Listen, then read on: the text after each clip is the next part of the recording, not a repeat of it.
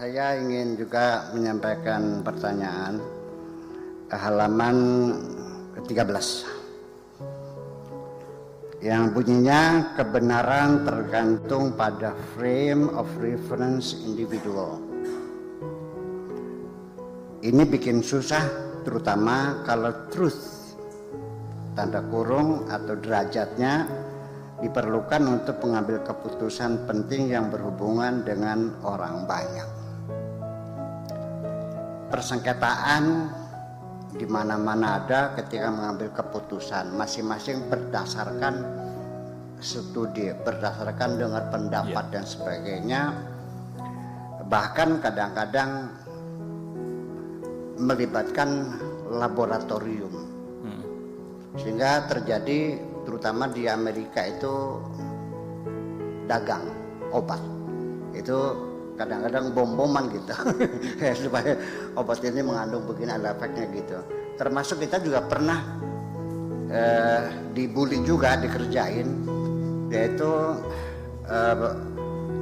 komoditi ekspor unggulan kita CPO, crude palm oil, itu langsung jatuh, artinya tidak laku di dunia.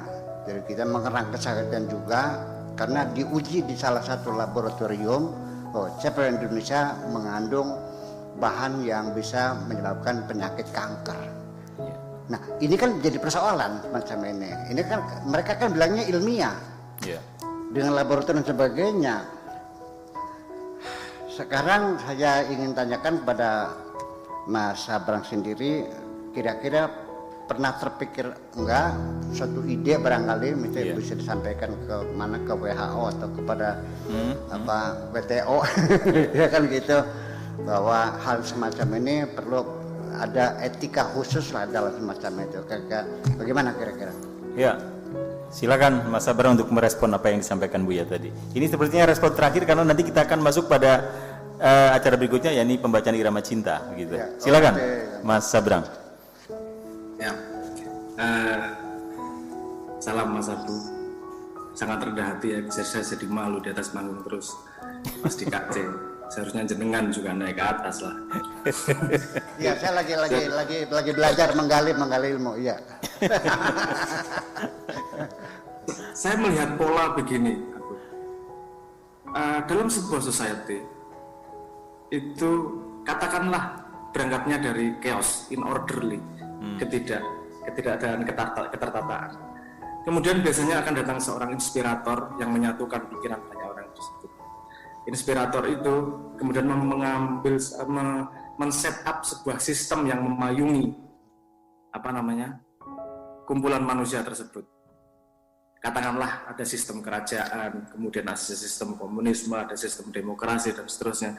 Itu kan sebuah konsep memayungi kumpulan manusia, di mana agar ada sesuatu di atas manusia yang bisa menjadi, dalam tanda petik di atas, agar bisa menjadi wasit terhadap hal-hal yang relatif truth gini tadi. Kalau semua benernya sendiri nggak akan ketemu titik temunya soalnya. Jadi perlu dibikin payung bersama yang dipatuhi oleh bersama. Ketika itu terjadi, kemudian terjadi stabilitas dalam masyarakat. Ketika terjadi stabilitas dalam masyarakat, tumbuh pengetahuan dan tumbuh pemahaman manusianya. Tumbuhnya sampai cukup pandai untuk ngakalin payungnya tersebut. Ketika payungnya diakali, dia nggak efektif lagi menjadi payung. Kemudian terjadi chaos lagi. Chaos lagi, terus kemudian ada inspirator lagi, terus kemudian gitu cycle-nya gitu terus. Ketika payung itu, kalau sekarang kita pada posisi payungnya kan payung hukum, katanya supremasi hukum. Tapi ketika penegak hukumnya sebagai yang memayungi kita semua sudah tidak bisa dipercaya, jadi untuk menyatukan kebenaran yang berbeda, jadi tidak bisa, susah, karena bukan berdasarkan kebenaran peraturan yang diakui bersama, tapi siapa yang paling kuat, posisinya gitu, jadi tidak adil lagi dalam masyarakat. Maka butuh parameter baru yang cukup simpel, ya gimana yang namanya? Sebuah parameter baru yang cukup simpel tapi bisa untuk bisa diadopsi oleh masyarakat, tapi bisa menjawab kompleksitas dari jenis masyarakat yang baru. Contohnya, zaman dulu barter ketika barangnya masih 5, 10, barter masih mudah. Tapi ketika barter sudah sangat banyak barang, perlu alat baru yang namanya uang, alat tukar. Jadi barternya lebih efisien karena kompleksitasnya sudah meningkat. Saat ini jumlah komoditi di dunia lebih dari 10 miliar jenis, bukan jumlah, jenis. Sehingga dibutuhkan sistem ekonomi yang begitu kompleks untuk menjaga agar adil terjadi, agar terjadi interaksi yang adil. Misalnya begini, kebenaran dari penjual adalah harga setinggi-tingginya, kebenaran dari pembeli adalah harga serendah-rendahnya. Makanya ada mekanisme pasar yang membuat titik temu, misalnya gitu. Jadi pada kebenaran yang berbeda memang dibutuhkan sebuah conformity, sebuah persetujuan bersama dari masyarakat untuk patuh pada sesuatu yang kita patuhi bersama. Untuk ini dari sudut pandang social science ya, dari sudut pandang penataan sosial, bukan sudut pandang sains. Jadi parameter itu sangat dibutuhkan. Dan seperti keadaan sekarang, sosial media kita misalnya, sosial media kita sudah terjadi lagi bahwa kebenaran adalah kebenaran relatif. Ya. Karena parameter yang disediakan dalam sosial media adalah parameter popularitas, bukan parameter kapabilitas. Asal followermu 6 juta, kamu mau kritik profesor yang udah belajar puluhan tahun, followernya 100 ya tetap kalah. Ini merusak society, hilang yang namanya kepakaran. Kita tidak punya otoritas informasi. Yang ada adalah gosip demi gosip. Dan itu tidak efektif untuk membangun society. Karena yang menang adalah kepentingan, bukan kebenaran bersama, bukan kebenaran yang dirembukkan. Maksudnya bukan. Karena pada sebuah tesis dan antitesis, sintesanya pasti bukan sesuatu yang diharapkan A atau B. Semuanya harus mau mengalah sedikit untuk kebenaran yang lebih besar. Nah, ruang publik kita belum menyediakan itu untuk bisa menyediakan titik temu itu. Tapi ini saya juga melihat ini wajar pada pertumbuhan peradaban. Yang perlu kita cari berikutnya adalah parameter apa nih untuk menjawab keadaan seperti ini, agar terjadi lagi konformiti di masyarakat. Perdebatan bukanlah urusan menang kalah, tapi urusan bagaimana mencari hipotesis terbaik untuk kebaikan bersama. Karena yang akan merasakan baiknya ya yang menang maupun yang kalah. Bukan hanya yang menang aja yang merasakan baik.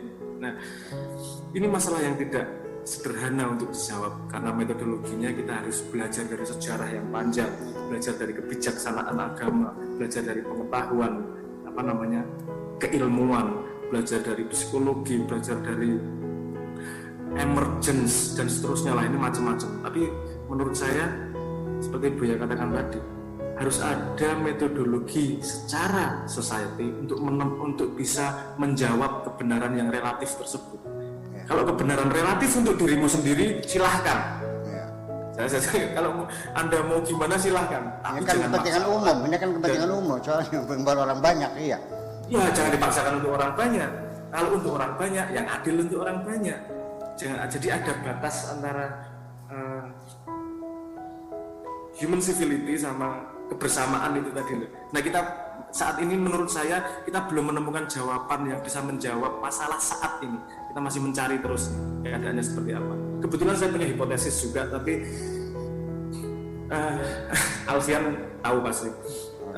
Tapi itu lagi saya bangun saya bangun sedikit demi sedikit sebagai alternatif jawaban terhadap apa yang ada keadaan sekarang. Jadi kalau mimpi saya adalah begini.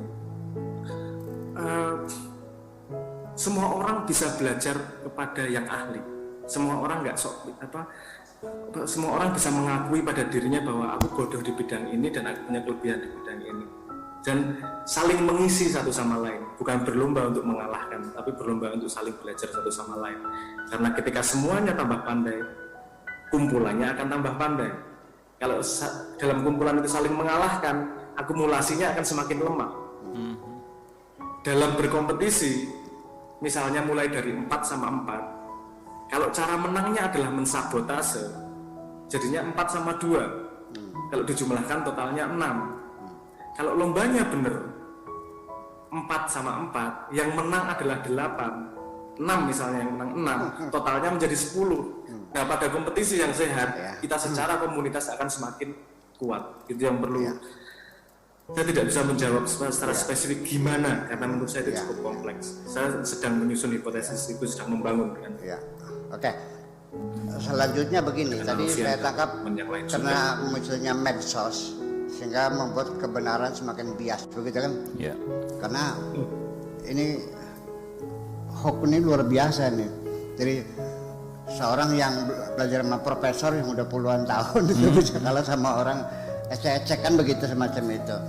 Ini sebetulnya pernah terjadi, Mas Abrang. 400 tahun sebelum Masehi di Yunani dulu. Mereka disebut dengan kelompok Sufisme, bukan Sufi ya, Sufism. Bahasa Arabnya Safsataiyin, artinya yang merelatifkan kebenaran. Kebenaran sifatnya adalah relatif, sehingga kebenaran bisa jadi banyak. 3 orang itu punya pendapat berbeda. Mereka mengatakan semuanya benar. Si A benar ya, benar menurut A. Jadi kebenaran itu menjadi subjektif. Itu sehingga akhirnya apa? Menimbulkan kegaduhan tatanan moral. Itu yang terjadi. Yaitu tokohnya itu seperti Anaximenes dan Anaximandros. Ya. Nah, maka munculnya Aristoteles, Socrates dan Plato itu adalah merupakan antitesis terhadap hancurnya tatanan nilai yang berlaku di Yunani itu. Ya, nanti masing-masing berbicara tentang demokrasi, tentang keadilan. Kalau Plato tentang etika khususnya itu sebagai antitesis. Nah, ketika melihat semacam ini, saya kira kan mesti kan Mas Abraham untuk melakukan antitesis juga kan, gitu kira-kira ya. Iya. Ya, bareng. Seperti saya katakan tadi, ya saya sudah gerah tentang itu hampir 10 tahun. Saya melakukan riset itu hampir 10 tahun untuk mencari jawaban ini, karena sangat tidak sederhana. Ini kita sudah satu komunitas besar sedunia ini dengan sosial media. Jadi tingkat kompleksitasnya jauh lebih tinggi daripada pada saat itu. Jadi ya kita butuh gini juga. Kalau mau ngomong basicnya, paling dasar gini. Kita orang Islam dan kebanyakan dunia modern itu menolak yang namanya kasta. Tapi padahal secara natural manusia untuk menilai orang lain itu pasti membangun kastanya sendiri. Ya. Itu di bawah sadar seperti itu. Kamu lebih menghormati, misalnya tanya yang jomblo lah, yang apel pakai sepeda sama apel pakai mobil, perlakuannya berbeda. Itu kan orang tuanya punya, bawah sadarnya punya kasta itu di dalam kepalanya. Nah, saya tidak, ini natural di dalam manusia memang seperti itu, karena butuh ada hierarki mana yang lebih penting dalam hidup dia. Itu no problem. Saya masalahnya adalah begini. Pembobotan informasi mana yang lebih penting, mana yang tidak, itu berdasarkan apa? Kalau berdasarkan popularitas seperti saat ini, kita nggak akan kemana-mana. Karena urusannya yang populer nanti yang megang arah Indonesia ke depan. Saya pengen ada hierarki dalam society itu. Kalaupun harus ada hierarki dalam society, itu berdasarkan keilmuan, kepakaran, informasi yang saling bisa mencerahkan satu sama lain. Jadi secara generasi berikutnya akan lebih baik secara keilmuan, generasi berikutnya lebih baik secara keilmuan, seperti yang dikatakan Buya. Tapi membangun ini harus di ruang publik internet kan, tapi depan sama Facebook kan tidak mudah juga, Buya. Ini raksasa dia. Facebook, Twitter ini ya yang harus kita bangun ya. Aduh, ini tidak mudah. Sudah terbayang bagaimana ya, tapi melaksanakan itu. Oke.